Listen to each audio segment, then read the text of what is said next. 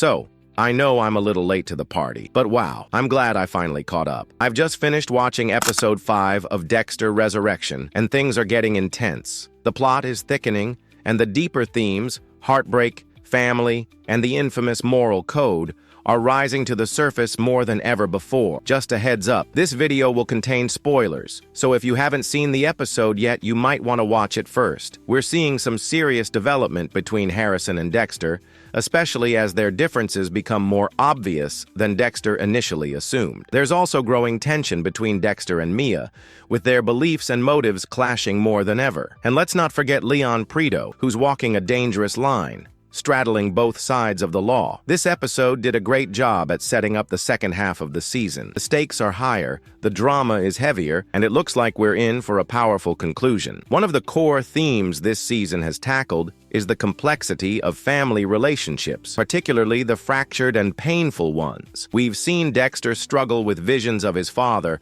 offering guidance as he wrestles with tough decisions. There's Dexter trying to be there for Harrison, recognizing that his absence may have shaped who Harrison has become. And it doesn't stop there. Mia's estrangement from her family after killing her mother's abusive boyfriend adds another emotional layer. Even Leyon Prito, whose parents died when he was young, brings this theme full circle. But we'll dig more into Leyon later. The contrast between healthy and toxic families is beautifully shown through symbolism. The Camaras, the loving family living above Dexter, represent light and openness. They live at street level, where light enters and warmth flows.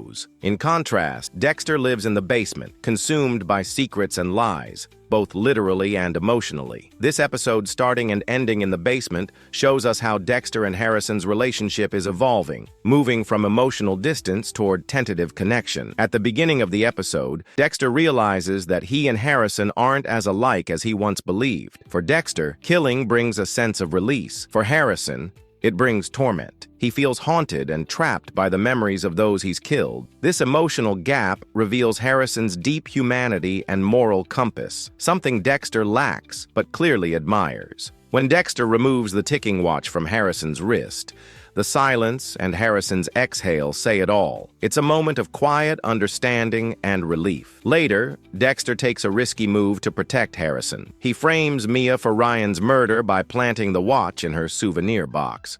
He knows Harrison can't take the fall for this. This act may be morally questionable, but in Dexter's eyes, it's his way of being a father, protecting his son at all costs. It's a turning point. Dexter realizes it was never about Mia. It was always about Harrison. His father's vision even says she was never the answer. It was Harrison. This scene truly cements their emotional bond. Another subtle but powerful detail, Dexter's pain from the gunshot wound is in his left chest, where the heart is. It's symbolic of his emotional pain, especially his heartbreak over his fractured bond with Harrison. This physical pain mirrors the emotional weight he's been carrying all season. A standout line came from Mia. "It sucks when you can't be honest with the people closest to you." At first, this felt like it might deepen her connection with Dexter, but it actually tied back to Charlie and her mother, who is dying alone in the hospital. Charlie is hiding her real life from her mom, and it adds another emotional thread to this season's growing tapestry. A major twist in this episode: Mia never had a moral code. While her first kill may have been justified, she eventually began murdering simply for pleasure. This is a huge revelation for Dexter, who sees himself as a killer with purpose. Dexter can't kill Mia without drawing suspicion from Charlie or Leyon, so he orchestrates her downfall by framing her and calling the police. Now, she's behind bars. But is it over?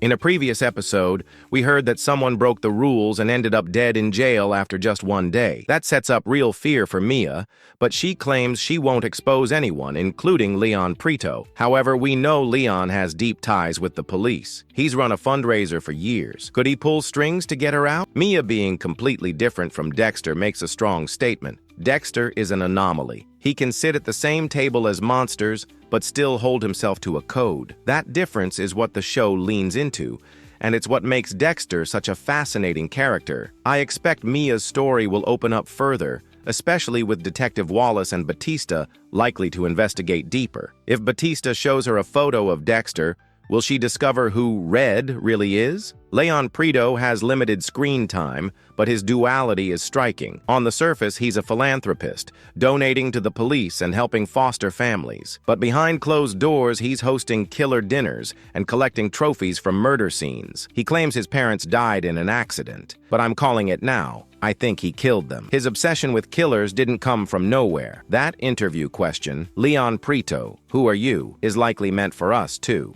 because we still don't know the real answer. This was a strong, focused episode. While episode 4 was longer and more chaotic with the introduction of all the killers, this episode tightened things up and dove deep into relationships. Dexter's bond with Mia fell apart, but his connection with Harrison grew stronger. That emotional progression is the core of the show, and it's working incredibly well. If I had one critique, it's that I miss some of the dark, horror-like moments, like Harrison's hallucinations, which used to deliver powerful jump scares. Hopefully, we'll get more of that edge soon. Episode 6 looks like it'll center on Dexter hunting Gareth, and I'm excited to see what kind of killer he'll be. This show isn't just visually stylish, it's emotionally layered and incredibly well written. I'm hooked. So, there you have it, Dexter Resurrection, Episode 5, Ending Explained. If you enjoyed this breakdown and want more weekly coverage, don't forget to like, subscribe, and comment your thoughts below. What did you think of this episode? Let's talk theories and predictions. As always, thanks for watching.